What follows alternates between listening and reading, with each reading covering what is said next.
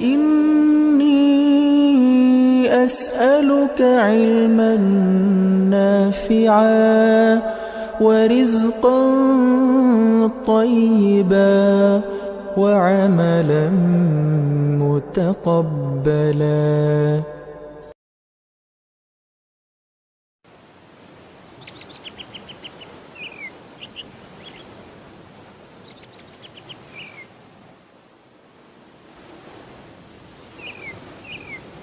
Assalamualaikum warahmatullahi wabarakatuh. Waalaikumsalam warahmatullahi wabarakatuh. Alhamdulillahirabbil alamin wassalatu wassalamu ala asyrafil anbiya'i wal mursalin sayyidina maulana Muhammadin wa ala alihi washabbihi ajmain. Amma ba'du.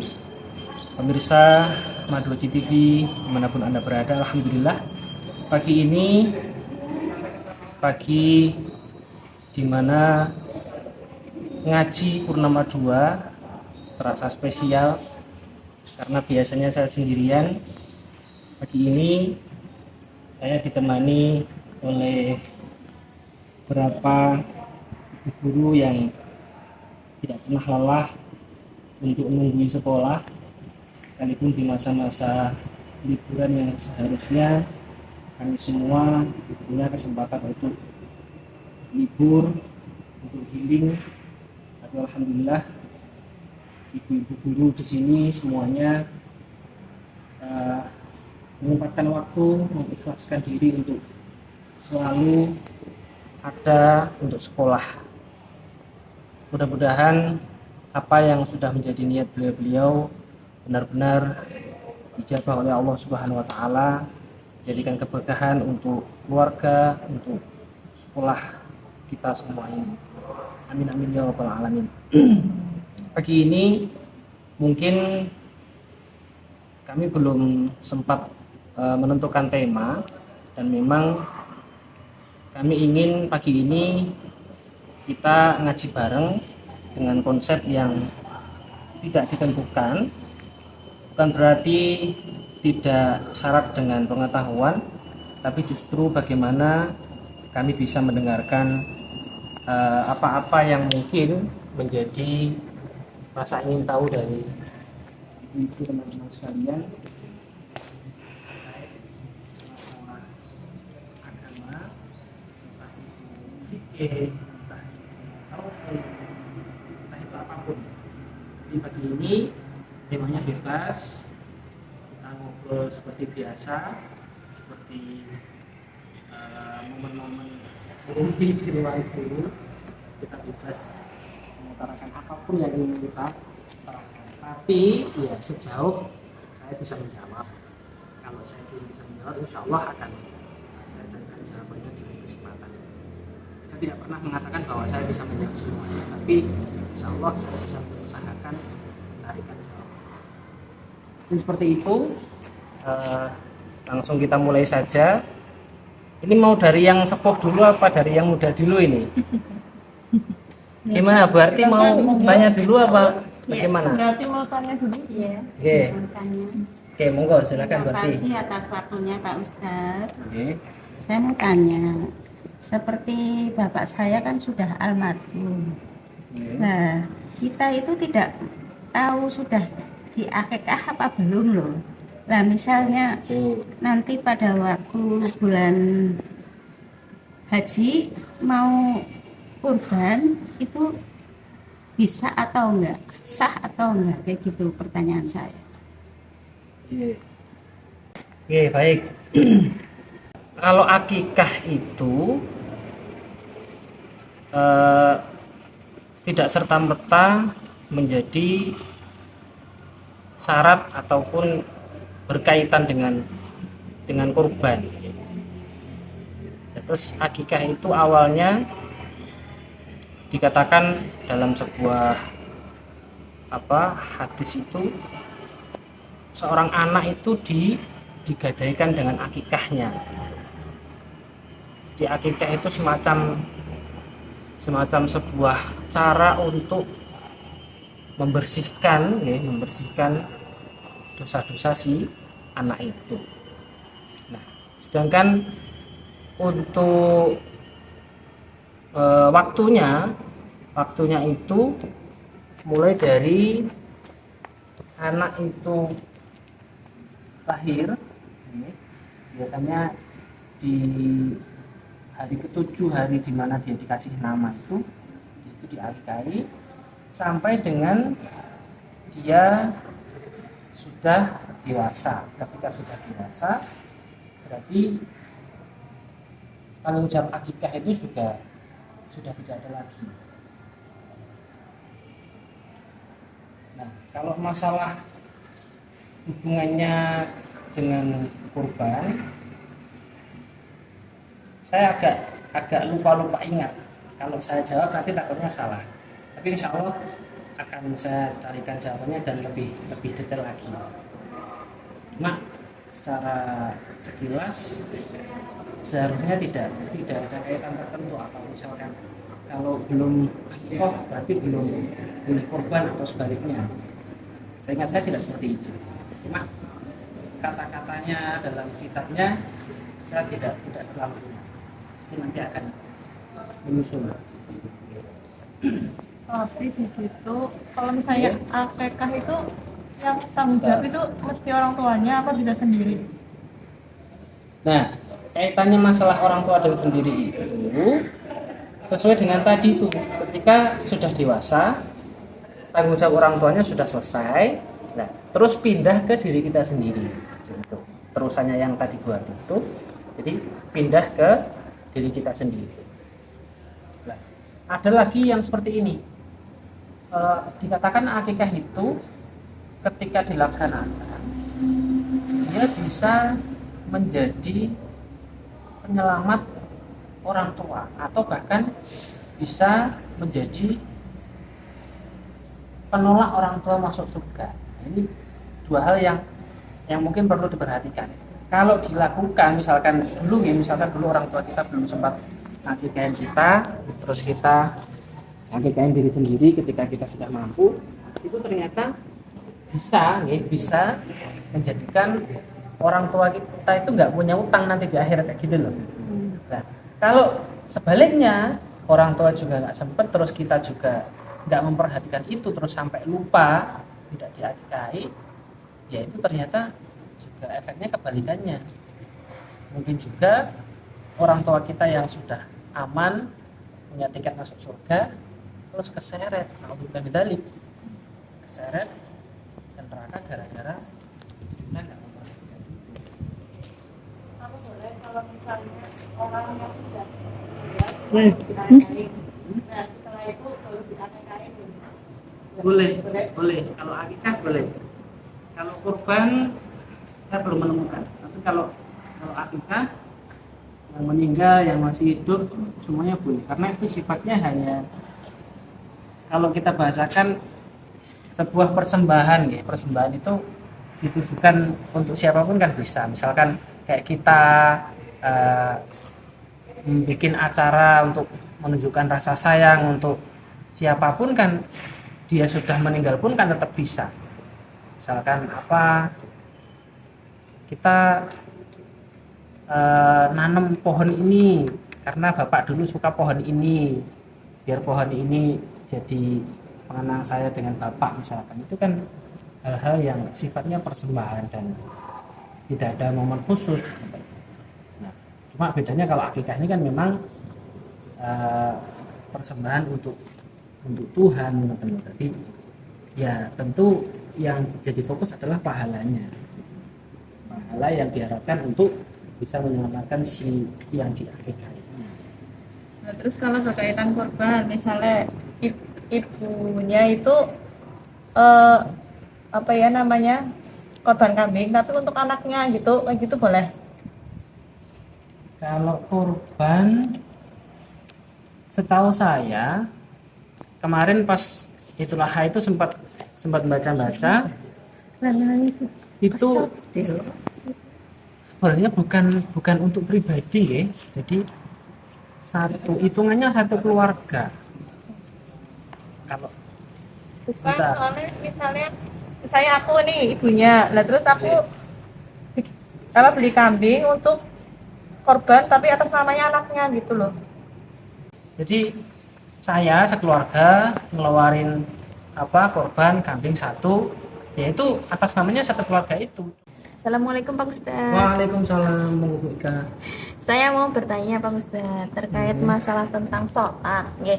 Kita kan kadang kalau misalkan sedang melaksanakan sholat itu kan tiba-tiba lupa nggih Pak. Sebentar, ini lupa terkait apa? Lupa kadang ingat-ingat masalah yang lain, misalkan kompornya udah dimatiin apa belum ya kata seniku. Oh, artinya Ya. bukan lupa terkait gerakan atau apa, bukan. Nggih, tentang lupa. Itu namanya bukan Lupa lupa, karena Bu. sesuatu. Itu namanya mikirin Karena di luar mikirin sholat. sesuatu kemudian lupa rokaatnya. Oh lah, Nggih. itu baru masalah kalau itu. Pernah. Nggih, ini 2 atau 3 nih Pak. Nah, Nggih. itu gimana nggih Pak? Solusinya bagaimana? Apakah sholatnya kita diterima? Kemudian cara menutup kesalahan itu bagaimana? Oh, ngoten. Nggih. Kalau masalah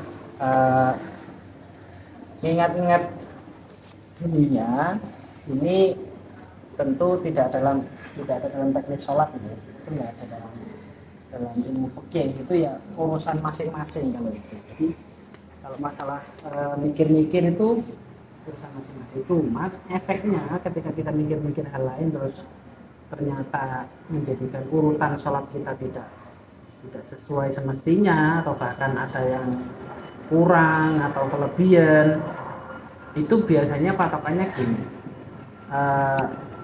Kalau misalkan kita dalam hati seperti ini, wis papat apa sih telu ya, bahasanya seperti itu, wis papat apa sih telu. Nah ini kita pakainya yang kurang. Jadi kalau ada bahasa wis papat apa sih telu ya, kita ngambilnya yang masih 3. Jadi jangan sampai kita ngambil yang banyak, karena itu sangat beresiko. Karena posisinya adalah kita itu orangnya lupa. Kalau kita ngambil yang banyak, otomatis kita nggak bisa memastikan ini nanti benar-benar terbayar apa enggak. Makanya kita ada rumus, kita ngambilnya yang sedikit, kita yang 3 aja, berarti tinggal nambahin 1. Ya normal seperti biasa, satu rakaat terakhir nanti sebelum salam terus sujud sahwi, seperti itu. Jadi kalau cara nambelinya ya dengan itu tadi, ketika dalam bayangan sudah 4 apa masih 3, berarti kita pastikan saja, oh ini masih 3, kita nambah 1 lagi, nanti sebelum salam kita sujud sahwi, subhanaman layana mulai sujud, terus 2 kali udah langsung assalamualaikum warahmatullahi wabarakatuh, itu selesai. Maaf Pak Ustadz mau tanya, itu sujud sahwinya 2 kali? 2 kali.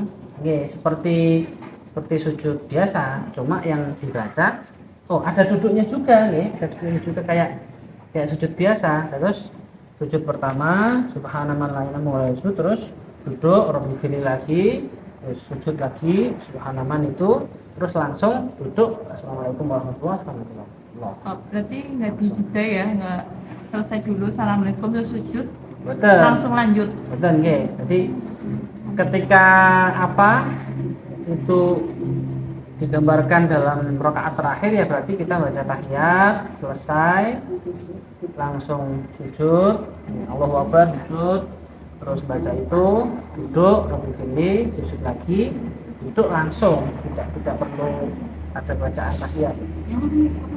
Assalamualaikum warahmatullahi wabarakatuh, selesai. Gini ya, tapi itu kan karena memikirkan dunia, kemudian kan kita lupa dengan rokaatnya. Nah, kemudian ketika kita saat berdoa itu khusyuk banget, itu boleh apa enggak? Pastinya boleh apanya ini? Dilarang apa enggak kira-kira? Hukumnya bagaimana? Doanya khusyuk terus Ya, sampai doanya lupa terlalu juga. minta ke Allah itu terlalu khusyuk banget, tapi ternyata ketika pas sholat dia memikirkan dunia sampai lupa dengan rokaat. Oh, maksudnya perbandingan. Ketika sholatnya itu mikir-mikir terus doanya khusyuk. Iya, secara khusyuk. Saya malah gini, sedikit belum apa ya, belum detail dalam bayangan saya. perbandingannya gimana ketika orang yang sholatnya itu masih bahasanya tolah-tolah ya, terus dia berdoanya khusyuk. Setahu saya nih, khusyuk ini kan prakteknya ketika kita bisa benar-benar menghayati apa yang kita lakukan.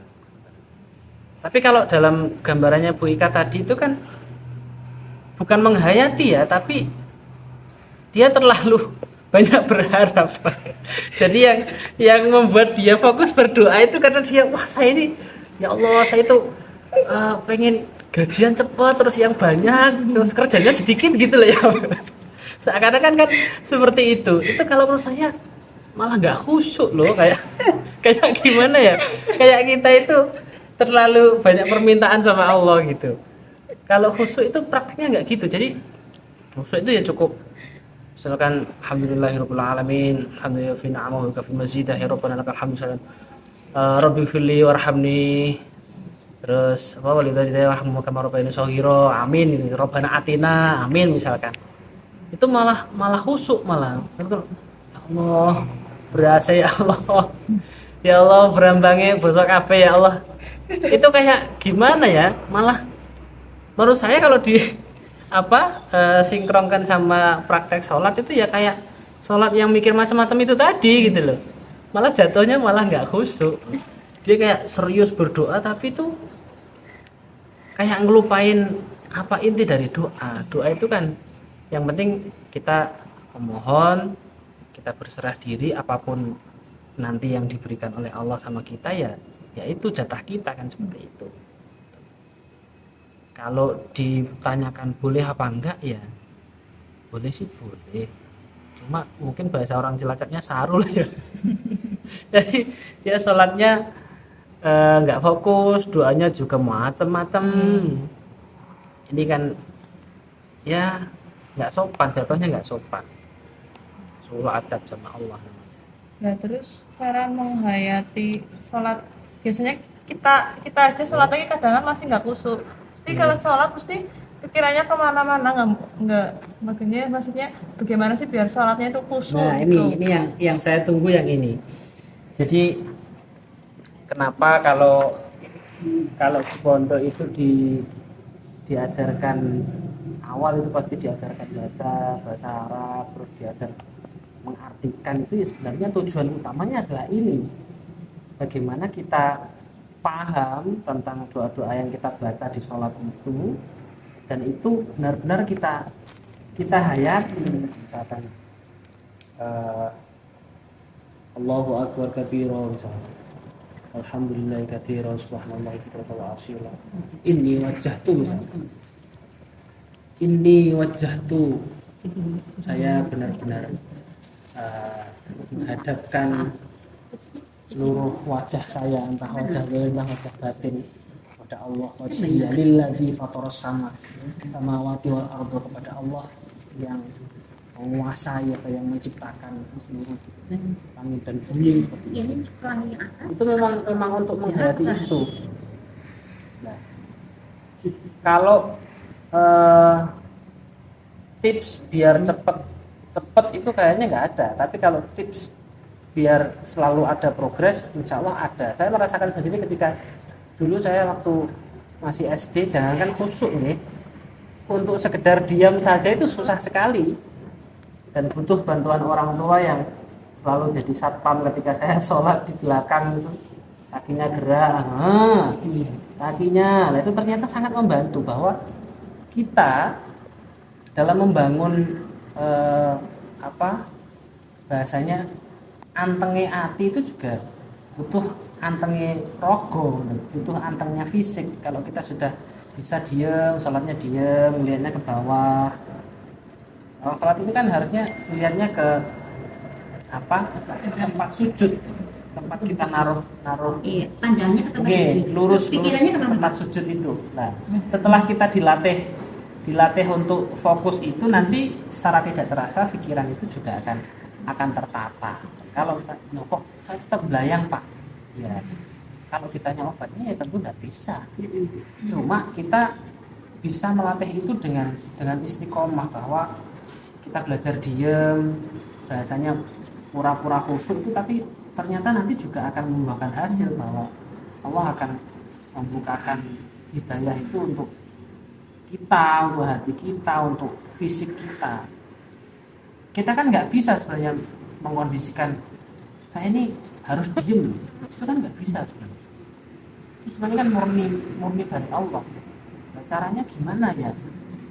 Ya kita mintakan saja, kita mintakan, kita belajari, nanti lama-lama juga akan bisa. Makanya sangat penting untuk kita tenaga pendidik, tenaga pengajar ini untuk menekankan kepada anak-anak bahwa udah, yang penting jalan dulu aja, yang penting sekolah setiap hari, yang penting waktunya belajar, nggak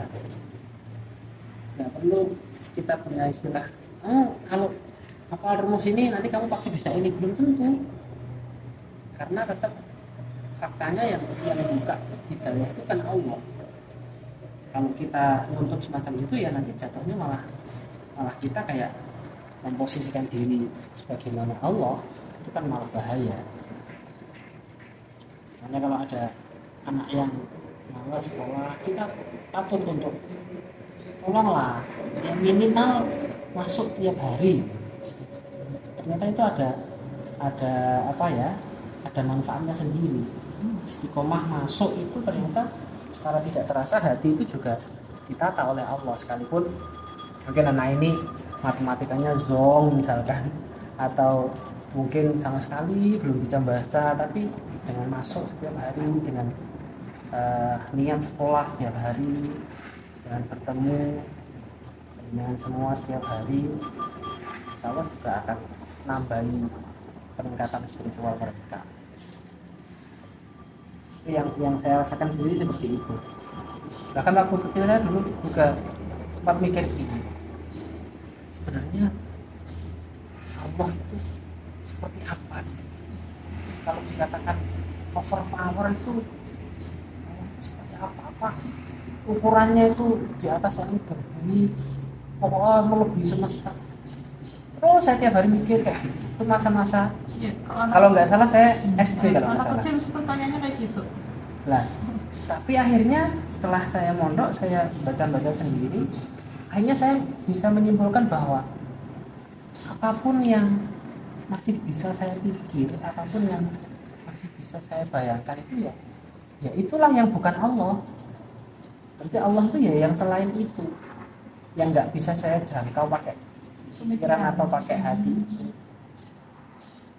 Ternyata malah itu yang menyelamatkan iman kita, bahwa ya wes nggak perlu kita bayangkan apa Allah itu di tangan sih kewedi apa gimana, ternyata nggak pernah seperti itu. Ya wes lah, berarti mentok apa yang nggak bisa kita pikir itu Allah, dan itu juga terbangunnya dari itu tadi Bu, dari wes pokoknya yang penting sholat, ya wudu ya sholat, yang penting anteng, belajar anteng.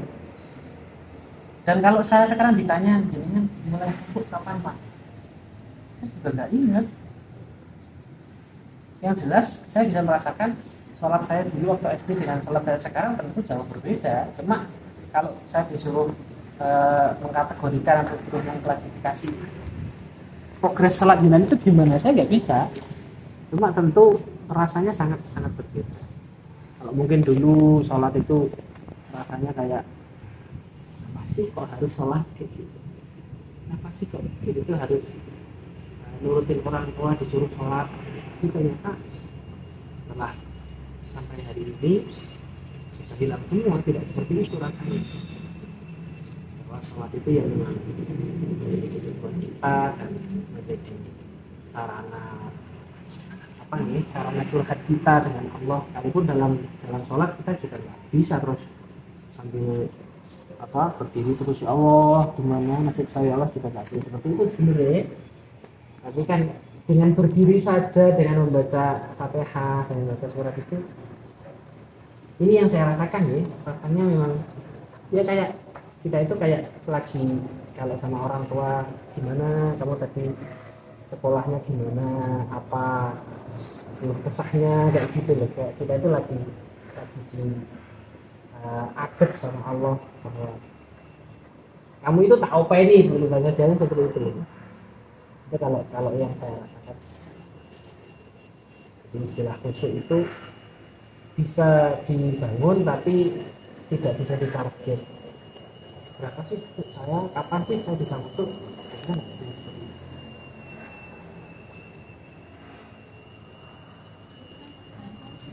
Oh, ganti Bu Intan. Oh iya, Monggo. saya mau tanya Pak, kalau misalkan katanya ya, itu kalau misalkan kita sujud dalam salat pas sujud terakhir, itu kita berdoa dan memohon kepada Tuhan. Apa benar keinginannya akan tercapai? Itu ya. Sekali lagi kalau membahas masalah bahasanya ijabah ya, tercapainya sebuah permintaan itu, kalau dibahasakan iya, memang iya. Kalau ditanya bener nggak sih Allah itu mengijabah apapun yang kita minta, ya jawabannya ya iya, jawabannya iya. Cuma kapan, di mana, dan dalam wujud apa ini yang selalu menjadi pertanyaan, dan memang tidak boleh ditanyakan. Jadi status ijabahnya Allah ini kapan, di mana, dan apa itu memang harus menjadi rahasia. Bahasanya memang harus menjadi rahasia. Kalau ini bisa diprediksi, kalau ini bisa ditentukan, ya tentu ini secara otomatis akan menurunkan level ketuhanan Allah itu sendiri. Kita sebagai hamba tidak semestinya untuk cari tahu tentang itu harus bisa nggak sih jelasan ini apa ya, minim-minimnya 50% dari apa yang saya minta lah. Kalau misalkan saya ini minta dapat jungkuk, ya dapatnya di bawahnya 70%, nggak apa-apa lah Pak, misalkan. Tentu tidak bisa seperti itu Bu Intan.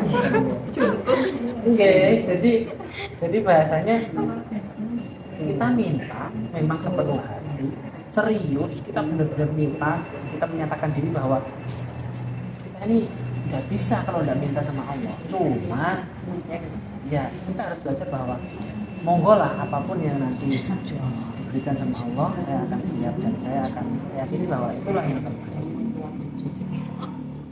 Oke, mudah-mudahan Bu Intan segera tercapai apa yang diminta. Amin. Kira-kira apa yang diinginkan? Pak Ustadz, saya mau tanya nanti punya kosong. cara menjelaskan ke anak itu kalau Allah itu tidak berwujud dan tidak ada dalam jangkauan kita itu gimana? Oh, ada. Ini tentu beda-beda nih, tergantung bagaimana kita memulainya nih. Kalau saya pribadi memang punya prinsip bahwa saya mendidik anak itu mulai jauh sebelum dia lahir. Artinya kita sudah sering mendoakan salah anak saya itu dan batin bahwa sampean nanti harus apa ya bahasanya, bisa dengerin saya, bisa dengerin bapak. Bahkan yang paling saya tekankan adalah ketika sudah berada dalam kandungan itu mulai istri saya positif hamil, tiap hari sudah tak bisiki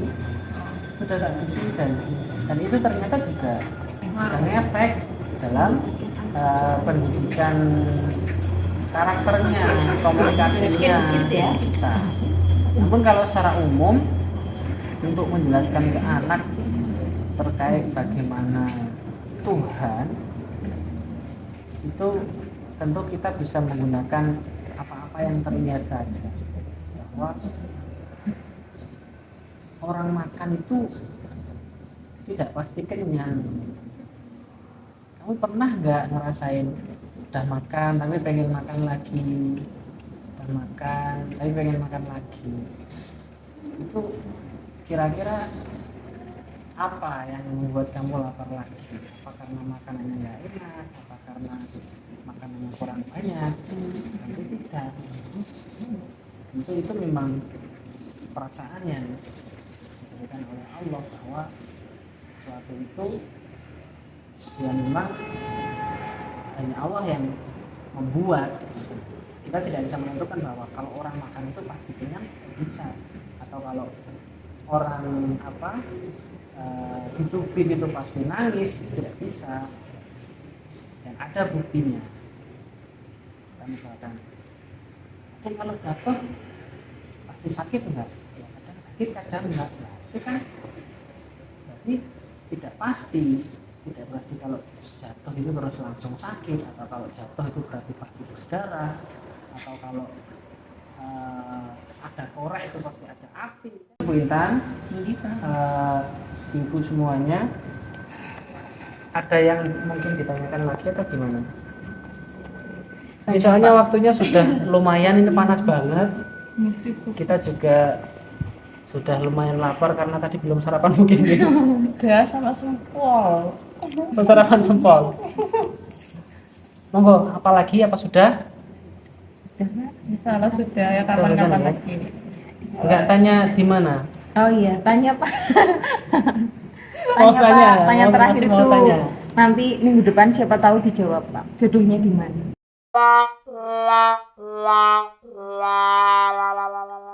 Loh. yang pasti nggih, yang pasti sudah ada. Cuma Tinggal dia belum tahu rumah jenengan seperti itu. kasih alamatnya Pak. Kalau ada, dia sudah ada, cuma dia belum tahu alamat jenengan. Lah yang ngasih alamat ke dia tentu bukan kita tapi Allah. Mudah-mudahan Allah segera Amin. memberikan alamat rumah jenengan kepada Amin. calon jenengan. Amin. Mungkin itu yang bisa kami bahas pagi hari ini. Mudah-mudahan obrolan-obrolan singkat ini bisa menjadikan kita semua lebih ingin atau lebih punya perasaan yang kuat untuk selalu meningkatkan pengetahuan tentang agama, juga selalu ingin mendekatkan diri dalam ibadah kepada Allah Subhanahu wa taala. Amin ya rabbal alamin. Mudah-mudahan semua bisa mendapatkan keberkahan, mendapatkan kebahagiaan dalam hidup. Amin ya rabbal alamin. Sekian, kurang lebihnya mohon maaf. Sampai jumpa minggu depan. Billahi taufiq wal hidayah wa ridha wal inayah. Wassalamualaikum warahmatullahi wabarakatuh. Waalaikumsalam warahmatullahi wabarakatuh.